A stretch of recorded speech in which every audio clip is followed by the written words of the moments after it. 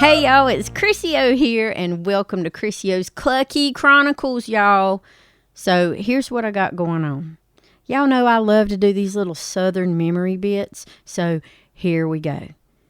Now tonight's live premiere, it's a special one. So we're taking a trip down memory lane with my little family's road trips from eastern North Carolina to the beautiful North Carolina mountains.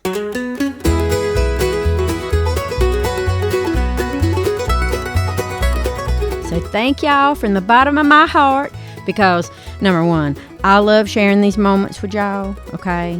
So we've explored so many things already, but tonight we're going to explore the Biltmore, Grandfather Mountain, Blowing Rock, Linville Caverns, and cruise the Blue Ridge Parkway in the different seasons like summer, spring, and fall, those kinds of things. So do me a favor, y'all, grab you some sweet tea and let's relive these heartwarming adventures together. Bring your own mountain stories to the chat. I'm going to be live in the chat, so come on, y'all. Let's go.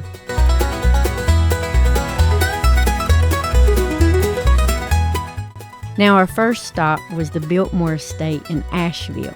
And oh my gosh, what a sight, y'all.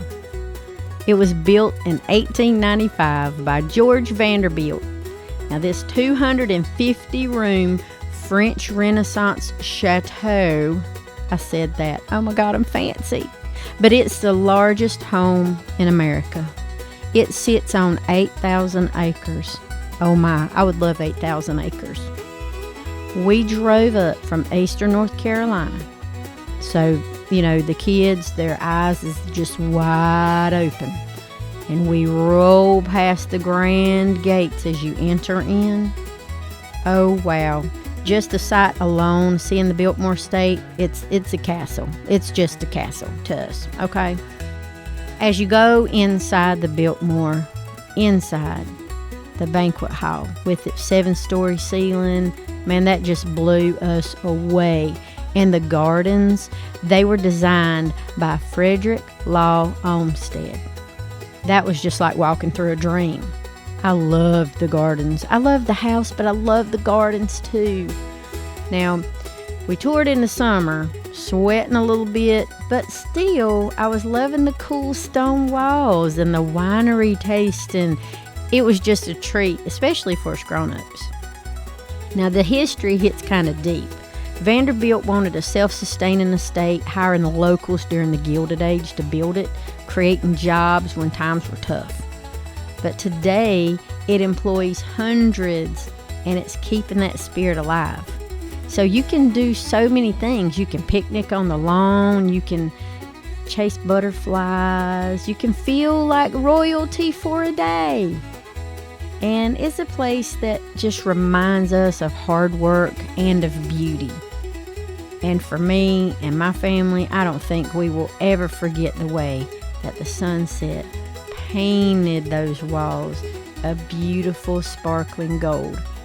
Absolute, just pure mountain castle magic.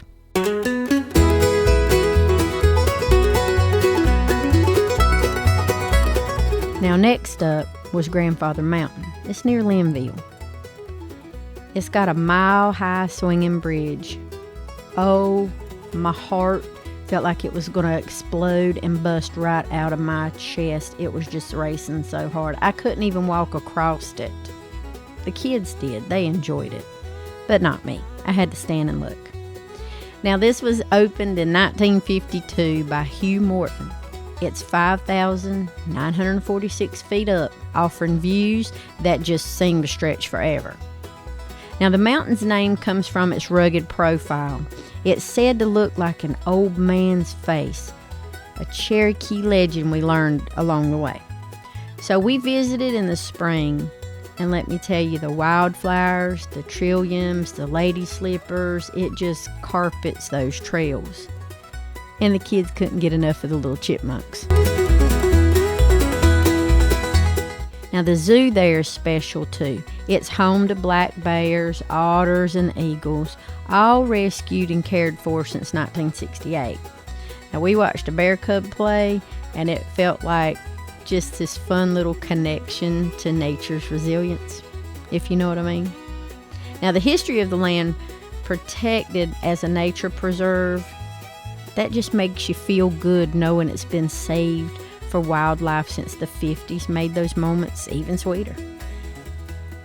Now, crossing that bridge, you feel like you're on top of the world, laughing through the wobble, if you are brave enough to do so. But for me, I was more brave standing on the edge watching everybody else wobble.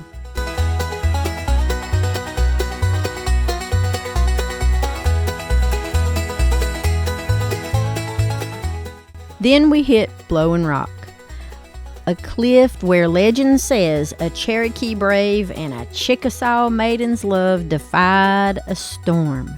The wind blew him right back to her. That sounds cool.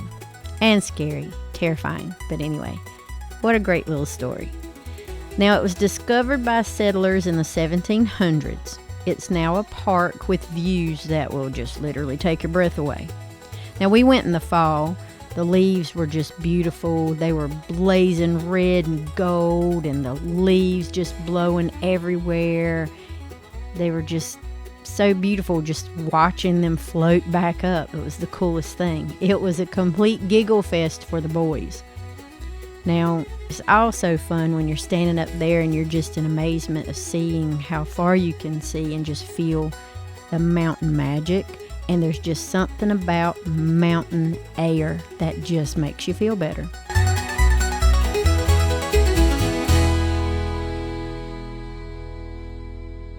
Now, Linville Caverns, just nearby, it was our next stop. It was discovered in 1822 by fishermen noticing trout in the dark. Now, we got our tickets, we ventured in, and it's a cool 52-degree air. Definitely was a relief in the summer for sure.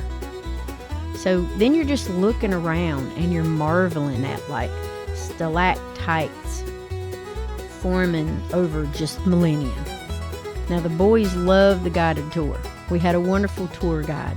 We were learning how it's been a hideout during the Civil War, and we were just learning all about the blind fish. And when they turned those lights out and it was dark, there was no light to be seen at all. It was scary, but it was also pretty cool. It's kind of hard to explain unless you've been there and you've done that, right? So those caves with their echoing stillness just kind of brings you a little bit closer out of fear that something could happen.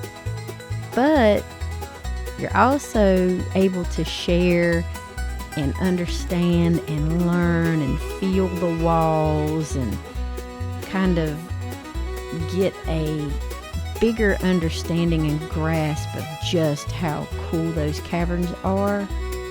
And to me, it was just like they're little whispers just of wonder under the earth.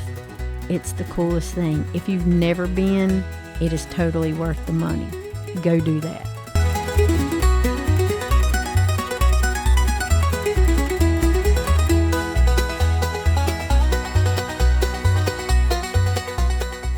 Now, as a kid, for myself growing up, we didn't take any trips to the mountains mostly at all, really.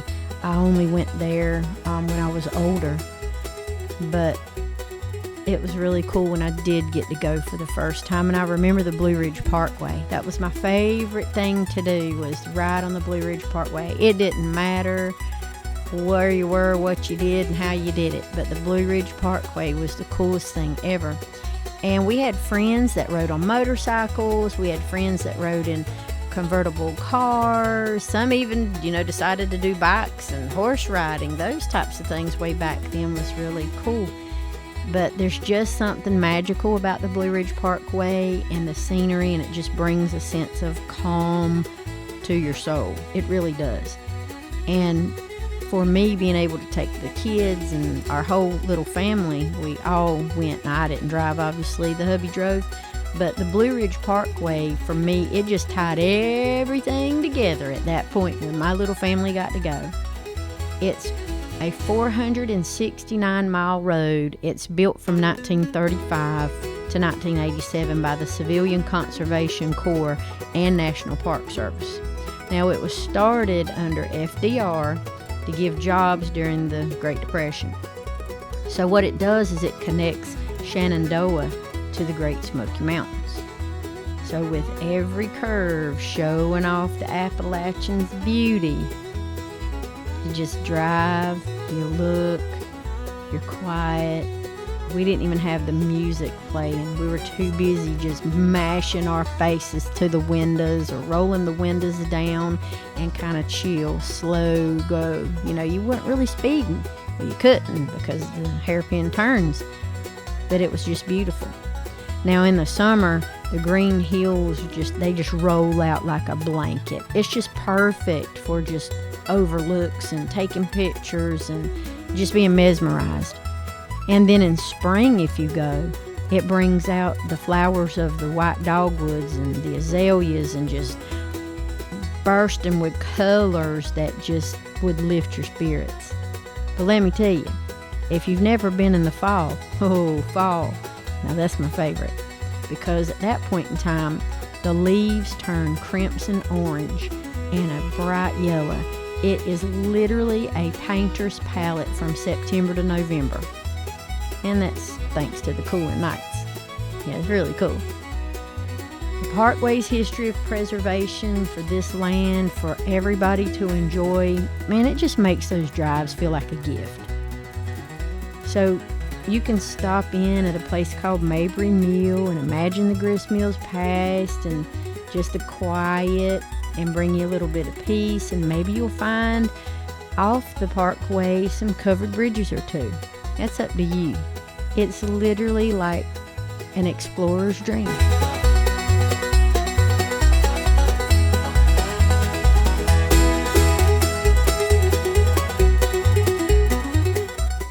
Now those road trips from eastern North Carolina to the mountains, man, they just filled our heart with joy and just wonderful peace and just awe looking at those mountains. And the Biltmore's grandeur, Grandfather's Heights, you got Blowing Rock's breeze, Linville's depths, and the Parkway's beauty. Every spot we went to just wove us a little bit closer, a little bit more into what we were doing at the time. We were more interested. We were more interested in the histories of it. We were having fun as a little family. And that's what makes these trips so special to the mountains, because we made more trips to the beach than we did to the mountains. I don't know why that was. I guess the mountains were a little bit more special. So I just want to say thank y'all for joining. Thank y'all for subscribing. Thank you for all that you do for me and my flock and our little farm family. So I'm going to suggest to y'all, pack your bag, plan your trip to the North Carolina mountains, hit the road, make your own memories, and then share them in the chat. And if you send me some pictures, I'll be happy to post them on our site for our flock friends.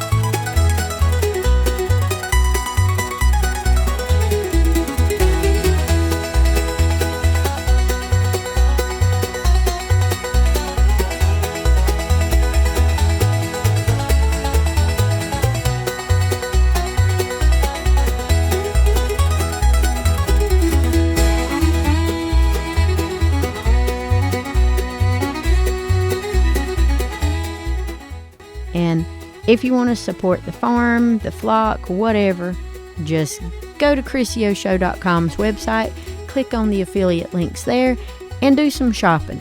You're going to get some cool, good discounts and just explore many more things. Anyway, that is Crissy O. I'm so happy that you guys joined me today. Just subscribe for more. And I heart you great big. And I'll see y'all next time for more flock and farm updates. You guys are wonderful flock stars. And if you can't be good, I don't know what else to tell y'all, but to be good at it.